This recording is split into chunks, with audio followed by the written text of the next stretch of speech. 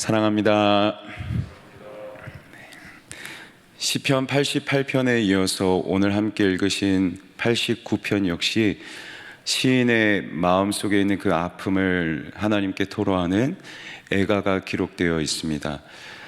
88편과 한 가지 차이점이 있다면 88편은 개인의 슬픔, 아픔을 토로하는 애가이고, 오늘 89편은 한 나라라는 공동체가 겪은 그 슬픔을 토로하는 애가라고 할 수 있습니다.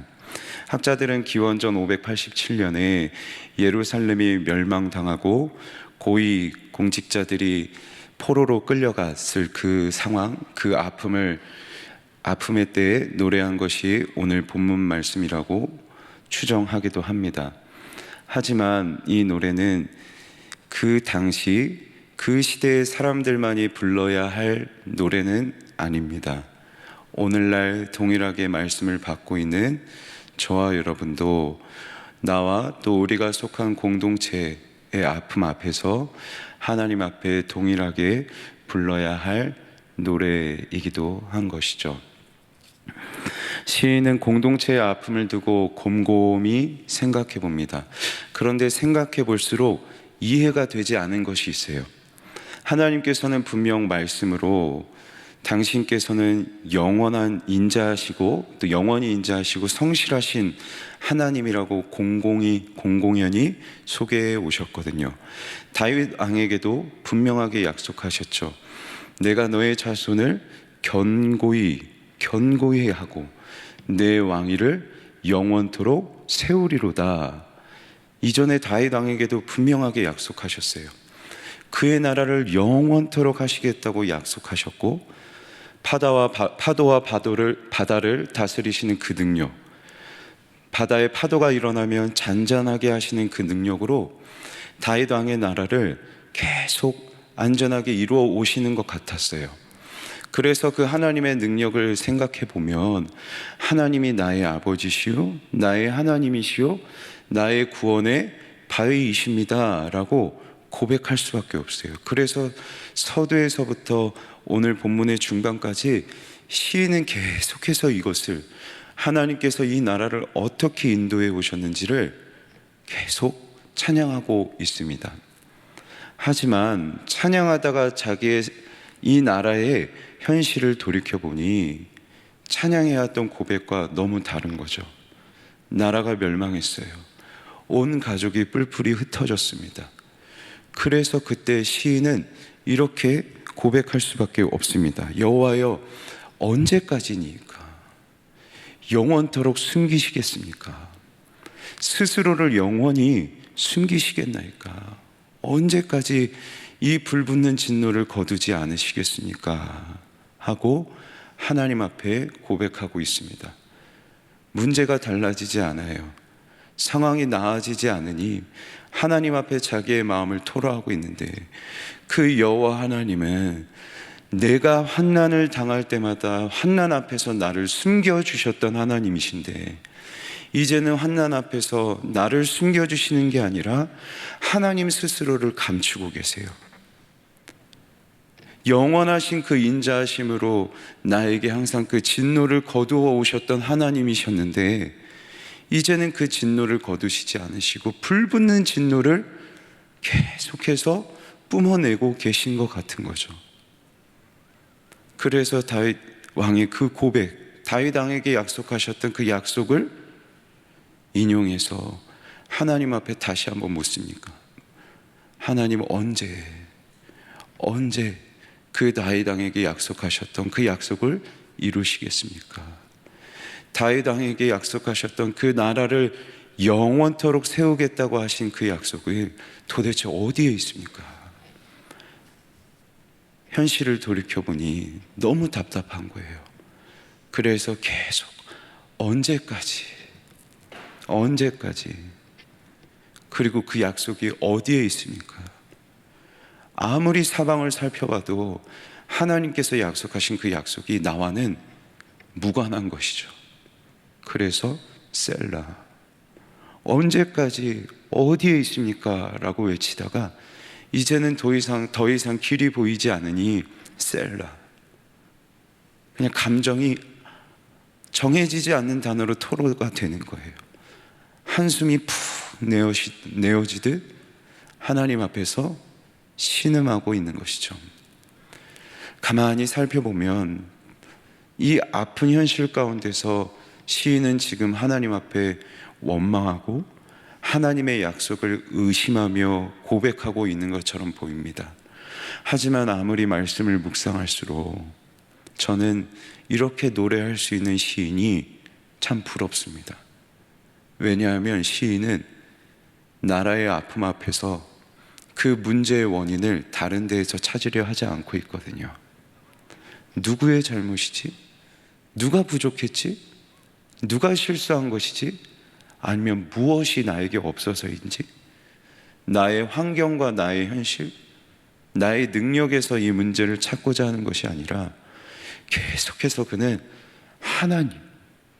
하나님과의 관계 안에서 이 문제를 발견하려 하고 있는 것이거든요. 하나님이 왜 약속을 이루시지 않으시지? 하나님이 왜 나에게 진노를 불붙듯이 내뿜고 계시지? 하면서 나의 문제의 그 원인을 하나님과의 관계 속에서, 내가 하나님과의 관계가 무너져 있나? 내가 하나님 앞에 진노를 사고 있나? 이 나라가, 이 공동체가 하나님의 진노를 산 일이 있는 것인가? 하고 하나님과의 관계 속에서 이 문제를 발견하고 있거든요. 어떻게 시인이 계속해서 하나님과의 관계 속에서 문제를 발견할 수 있었을까요? 그에게는 먼저 이 믿음이 있었거든요. 여호와의 관계가 온전해야, 그 능력의 하나님께서 얼굴을 나에게 비추셔야 나와 내 공동체가 안전할 수 있다, 복을 누릴 수 있다라는 믿음이 있었으니, 그런데 문제가 생겨요. 문제가 생기니 하나님이 나에게서 뜻을 거두셨나? 하나님이 나에게 진노하고 계신 건가? 하나님이 나에게 저주하고 계시는 건 아닌가? 감당하기 어려운 두려움이 몰려오고, 그래서 하나님과의 관계를 다시 면밀히 살필 수가 있는 것이죠. 그런데 저는 서두에서 오늘 이 89편의 노래가 이 당시 이 아픔을 겪고 있는 사람들만이 부를 노래가 아니라 오늘 우리도 우리의 공동체, 가정과 교회 문제 앞에서 불러야 할 노래라고 말씀드렸습니다. 다윗의 나라는 멸망했습니다. 하지만 하나님께서는 그 나라를 회복시키시기도 합니다. 그리고 약속하셨던 영원한 나라를 이루시는데, 바로 그 다윗 왕의 후손을 통해서 영원하신 왕 되시는 예수 그리스도를 통하여 영원한 나라, 하나님 나라를 이루어 가시는데, 바로 우리가 속한 우리의 가정과 교회가 그 영원한 하나님 나라가 되게 하셨죠. 우리를 예수 그리스도로 부르시고 구원하심으로 그 영원한 왕 되신 예수 그리스도가 세운 그 하나님 나라에 우리의 가정, 교회가 속하게 하셨습니다.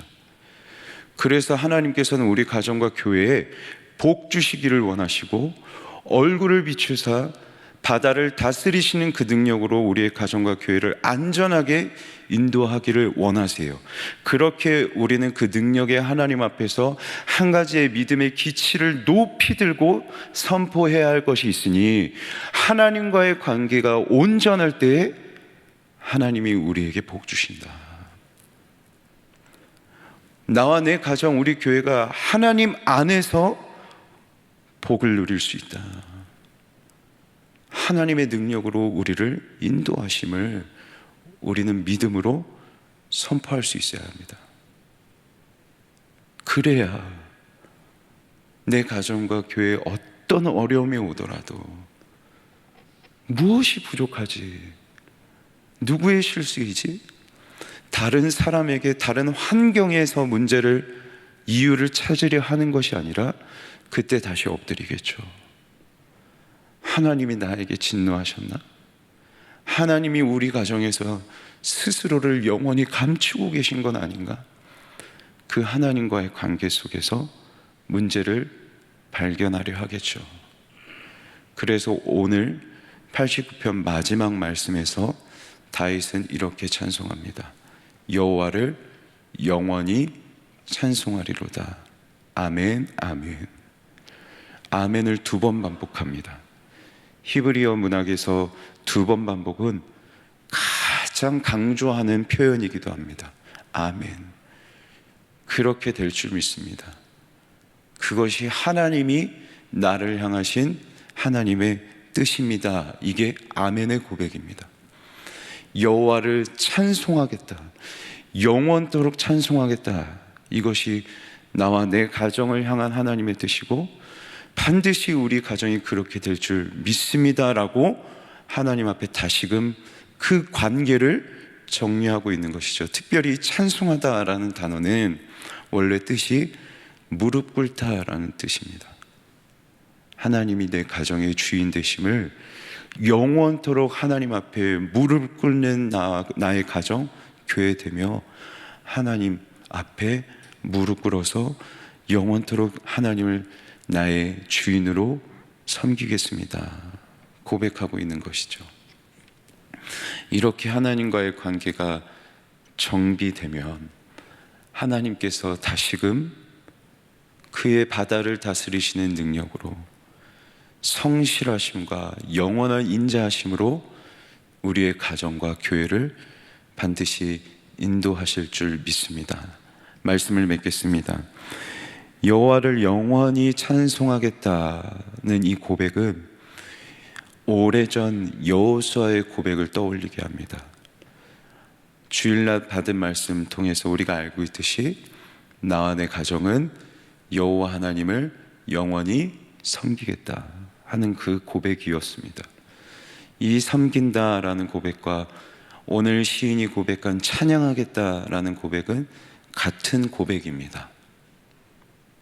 오래전 구약의 한 인물을 통해서 나와 내 가정은 오직 여호와 하나님만을 섬기겠다고 고백하게 하셨고, 시간이 흐른 뒤 오늘 시편의 시인의 고백을 통하여 여호와 하나님을 영원히 찬송하겠다고 고백하게 하셨다면, 이제 그 고백은 시간이 흐른 우리에게도 동일하게 고백되어야 합니다.